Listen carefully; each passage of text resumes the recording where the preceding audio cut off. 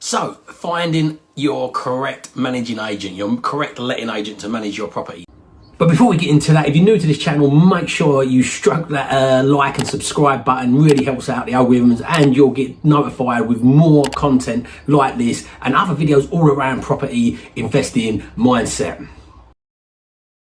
I'm Harvey, I'm a remote property investor and also a remote property investor coach. And one of the big parts of the coaching what I do with people is teaching them how to find a managing agent or manage it yourself. But I probably would drift towards most people finding a managing agent. There's so much legislation, there's so much goes on with managing properties. You really got to get this done correctly. And not all agents are made equal. So, finding a managing agent, there is definitely a art behind this and behind everything. And it's right that it's not always the shiniest ones are the best, and sometimes the hidden ones behind this can be the better, more appropriate people. So it's finding them out, and what I like to do is call qualify or disqualify. And anybody you work with, whether it's a letting agent, a solicitor, a giant venture partner, an investor, any builder, anybody you work with, you want to go through a good stringent qualify and disqualify process. And I'll take you through the qualify and disqualify process in this video today of what I've put together for doing this, because it's such an important thing,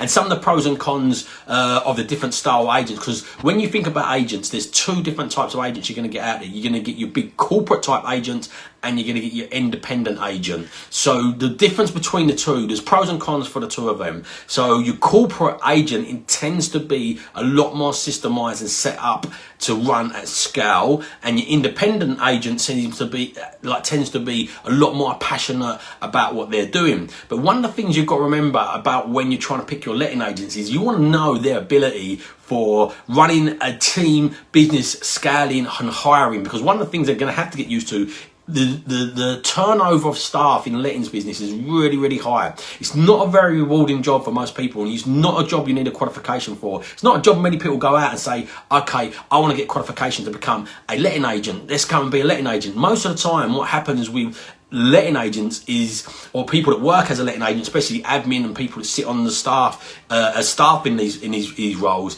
is they usually go out, they go on Indeed, sorry, not go out, but they usually go on Indeed and they look through for a job, and this letting agency one comes up and it says you need admin skills, and that's about the qualification you'll need to get a job as a letting agent. So they go, okay, it pays okay, it's available, and that's why a lot of people take the job as a letting agent. Not many people that come into the role think, I really desire managing tenants, because it can be a very difficult job to manage. It's why you get high turnover of this. This is one of the critical things you need to think about when you are picking your letting agent, is their ability to hire people well. Because as I said, you've got landlord, usually it's a really thankless task a lot of the time. So you'll be, as a letting, and I've got a letting agency by the way, so you'll be thanked.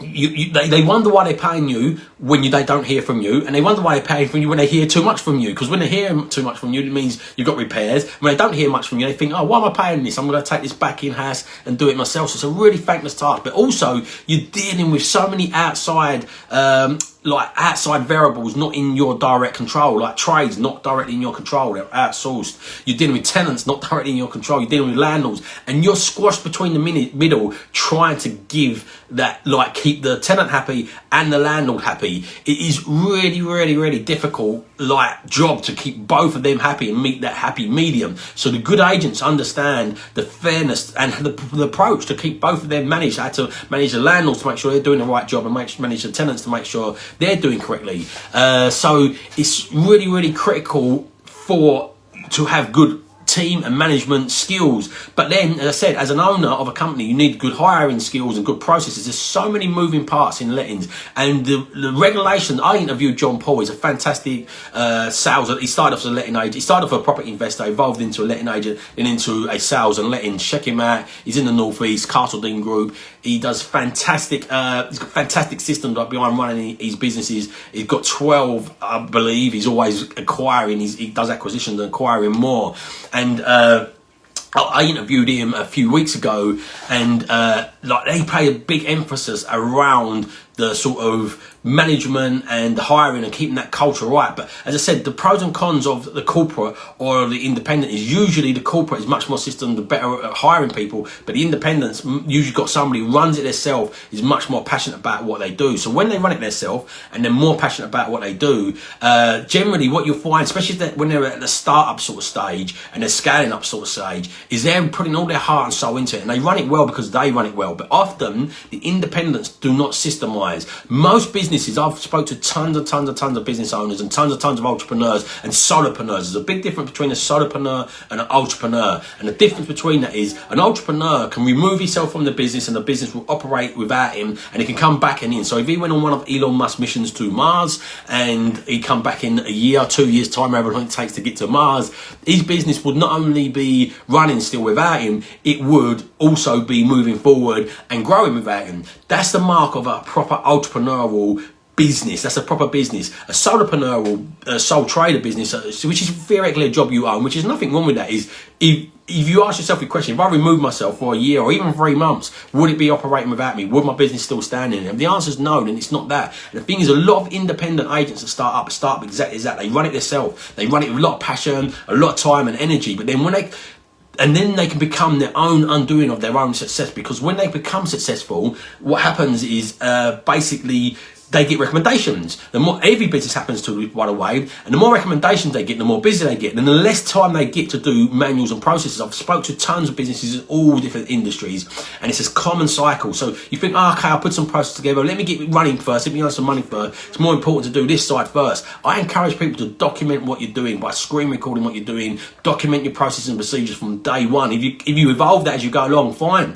But document it. Even if you've got a starting point and you hire people and you've got something to say, okay, you need to evolve this process, you still got a process there. And the falling down, if you're not read the E-Myth, this is the common falling down of most businesses, is they get good on their own, they get loads of custom on their own because they're really good, really passionate about it, and they hire staff, and because there's not a repeatable process for them to follow, it starts getting done unreliably and not correctly. And lettings is really can fall victim to this badly, purely because there's so many moving parts in lettings. I'm trying to put together a little questionnaire thing to make sure people understand if they're being compliant themselves or if their agent's being compliant and running their properties correctly. Because as I said, when I interviewed John Paul, there's over 300 bits of legislation just come in over the last few years. There is absolutely loads you need to do correctly, and it's only bites you in the bum, and you only realise if you're not doing it correctly when the things go wrong, and you can be really exposed and really vulnerable to massive fines and massive fines in these cases. So it's so critical, and the letting agent don't carry responsibility for you. As a landlord, the responsibility lies on you for picking the right agent, and if the agent does something wrong, you will be the person that pick up the fines, not the letting agent. So it's absolutely critical to get the right agent. But as I said, the independents tend to be running their business, and all business start up and owners, and don't systemize what they're doing. And they hire somebody because they're too busy, and because they're so good at what they've done, they got too popular. That person they hire then is not going to put in 18-hour days like that person does, might not be quite as passionate as them, but also don't know the ropes, and that business owner then trying to tell them what to do because it's not documented, and then they have to quickly hire somebody else. And I've done this as well. I'm experienced to this. This is what I've done. We gained some momentum. I hired people, kept on hiring people, didn't have systems there, kept on telling them what to do, as opposed to having the systems and the training process of what they do to guide them what to do. And it kept on creating a mess. And then I thought I needed more staff. I didn't. I needed more structure and systems and management in place, which I wasn't. And quite often, the drive of the business is not great managers. So when you're looking at a letting agent, that's what you want to think. You want to think, had they got an operations manager in there? Had they got, these are questions you want to be asking yourself, and these are qualified, disqualified. Had they got a manager in there? Had they got like a tenancy manager, administrator, so somebody does all the tenancy side? Had they got a separate viewer? You need a team. If it's a one-man band, you're really, really vulnerable to this. They might charge you a cheap price, but they're really vulnerable to this. Again, these are questions you want to be asking them when you qualify, disqualify them. I've put a list of questions together. If anybody wants this list of questions, if you put in the comments qualify, disqualify an agent, I'll send you over this list of questions of how to qualify, disqualify an agent. But things you want to be asking them is how many, like some agents, I know some agencies, and I went through this because we self-manage my properties and I created a mess of it, exactly as I said. I didn't have no systems, processes, created a mess, and at one point I was like, I need to outsource this. So I went around and I spoke to some corporates, I spoke to some independents. But what I found with the corporates was a little bit more cold-faced. It just had an admin girl just sitting on a desk, didn't really care about if a bill for fixing a leaky tap coming at £250, they just get it done to stop the tenant moaning and just for ease of it. Like in our company, we really drive to get the right prices, fair for the landlords, and as well a fair sort of service for the tenants. And it takes a little bit more time and effort and running around. So, please, if you're enjoying this content, don't forget to hit the thumbs up, and that subscribe button really helps push this out to many more people to enjoy this also, and so you can be notified for when more videos like this are being released. So I found the corporates didn't have quite that passion involved and that right person. It's dependent though. This is all dependent on individual companies. Some corporates have got a great letting manager on the desk. So that's, again, one of the things you want to qualify, disqualify them is you say, who's going to be managing my properties? Can I speak to them and see how good they are? The thing is though, as I said, there's a high turnover. So one of the big questions you want to be doing under your qualify, disqualify, and it's in these list of questions, as I said, if anybody wants them, just put it in the comments and I'll get you a copy of these over. But one of the big questions is what is your hiring process like? Have you documented all of your processes? How do you onboard them? How do you train them? How do you keep them accountable? Have you got key performance indicators? How do you track what their results? How do you make sure they're doing all their compliance? You want to be asking your agent how they're doing that. And in some cases, ask them, can I see how your key performance indicators are? Can I see one of your processes? You really want to dig deeper on this. You just don't want to, I'm getting a SA manager to manage one of my properties in Southend. It's just out of the way for us to manage. And I went through this, and you want to speak to at least 3 agents, and you want to triangulate what they're in, like, because you might speak to number one, and this is in any case, and if you don't know much about it, they might sound really credible, really great, and they've got great charisma, a great salesperson, and genuine, because most people genuinely want to do a good job, but just ain't got they're not equipped to do a good job. So good intentions doesn't always deliver the good results. So you've got to make sure they're in a position to deliver also. So if you speak to 3 different people at least, then you can triangulate what they've told you, especially if you haven't got as much experience in the letting field. But as I said, if you want this, let me know. There's lots of deep dive questions, things like asking about the fees. There's a lot of hidden fees sometimes with some agents. So it might seem good on the surface, like, oh, I charge you 6%, but they charge you for a tenancy renewal, charge you every time they visit the property to let a surveyor in. There's loads of added on charges, charges for a checkout, inventory. So you want to know where these charges are. Some don't advertise their VAT, they just tell you, oh, it's this, and then don't always put plus VAT, but they then put the plus VAT when you get the invoice through. And as I said, I went through this process in what year was it? It was 2018. I created a real mess on my lettings. We were buying lots of properties, was kind of managing on side. I was trying to manage people how I explained earlier on by just spitting out the information, kept on hiring more people. I hired some decent people, but I just didn't have the guidance. I hired some bad people, I hired some decent people, even lost some decent people because I overwhelmed them and stressed them out with not having enough guidance and structure there. But I kept on buying properties, and every time I was buying more properties, it was compounding the problem over here. So in 2018, I was like, okay, I'm going to go out and find a letting agent. And I went round and done this qualify, disqualify, and loads of them. And I picked one and I trialed him out. And again, this is exactly that. On the surface, it looks shiny. And this is the thing, in today's world, you've really got to qualify, disqualify everybody. Don't just go off of their social media. Social media helps. If they've got social media presence, go online, look at their presence. If the people are speaking online, so you get a feel for them. So if you went onto my Growth Lettings Facebook group, you'd see my team talking. So you get a feel for that team and feel for what they're about. But again, you really want to take them through. If you was in the Northeast or Stockton-on-Tees especially, and you want us to manage, still put us through that process. Don't just go off of the videos. That's one part of your qualifier. See if you can see their online process and profile, get a feel for them. Ask, as I said, ask how many properties they've got under management and how many properties per staff member are managing those, because it should be about 150 max for a really good systemized team. If they've not got a lot of strong systems and they've got 200, like this, one of the companies that I tried out, he had 500 properties under management. I think 2 managing agents, so 250, 2 tenancy managers, so 250 across them, and not strong systems and processes behind that. So the stronger your systems, the more your tenancy manager can handle, and the weaker your systems, the less they can handle. So if the systems are not so strong and your processes are not documented so strong, it's more like maybe 80 to 100. So it's dependent on the branch. You really got to ask these questions and dig deep on where they're at. So how do they hire people? How do they train them? If they've not got that in place, it's really got to be like kind of a little bit warning signs of whether or not you want to go there. Because online they might look great. The social media profile might look good.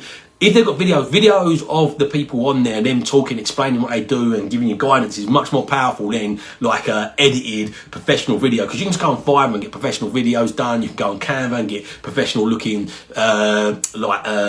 posters.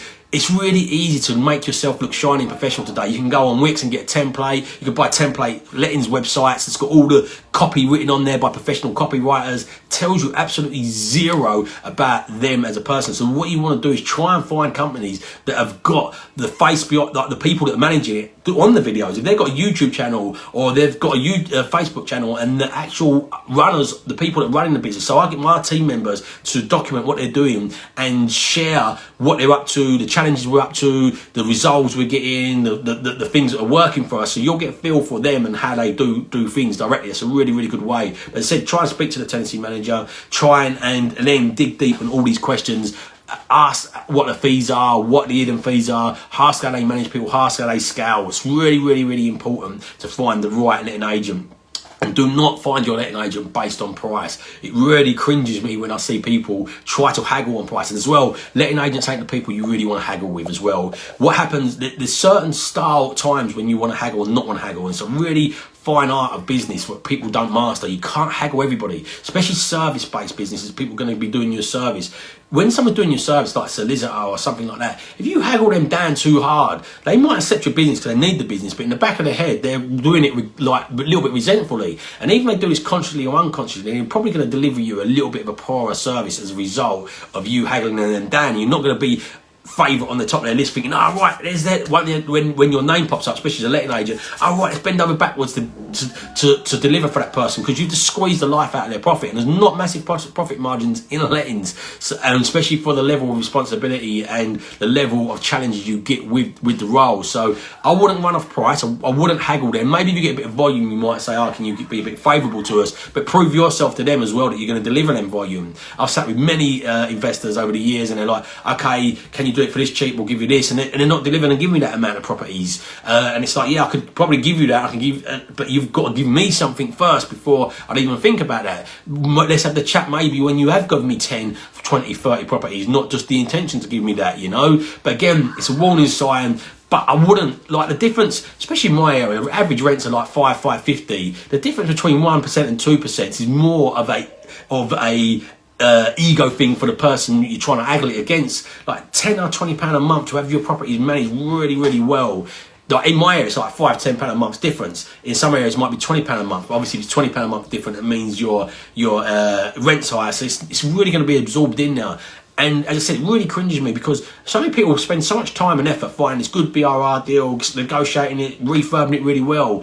And the management part of this, if you want to hold property for the long term and build wealth, the management part of it is the part that's going to make you wealthy. So if you don't manage your properties correctly, you've turned your asset into a liability, because you'll be paying the mortgage, you'll be paying the repairs, you'll be paying costs to get them out of the property. So you've no longer got an asset, you've got a liability. So it's absolutely critical that you get it managed correctly. So haggling and being a little bit tight over, especially some of these people do these properties up really high spec and then they try and haggle 1% on the management fee. It baffles me. But it's exactly right. Not all these shiny ones are made equal. You've really got to dig lower on it. As I said, stick in the comments if you want the free qualify, disqualify your agent process. And yeah, make sure you do this correctly because it's very, very important. Please give this a like and a share if you enjoyed this. The algorithm changed about 4 months on Facebook, so it's been really compressed. Like, I've been running these videos for a best part of a year now, and and the last few months, the reach has just been so compressed on there. Like we used to get really nice reach around sort of 700 to 1,000. So if you're enjoying these, please do me a massive favour. Give it a like, give it a share. Help me with them algorithm gods of Facebook. They've been massively suppressed at the moment. But remember, if you don't evolve your ideas, you never live on your own terms. So evolve your ideas, live on your own terms. Have a fantastic day, everyone.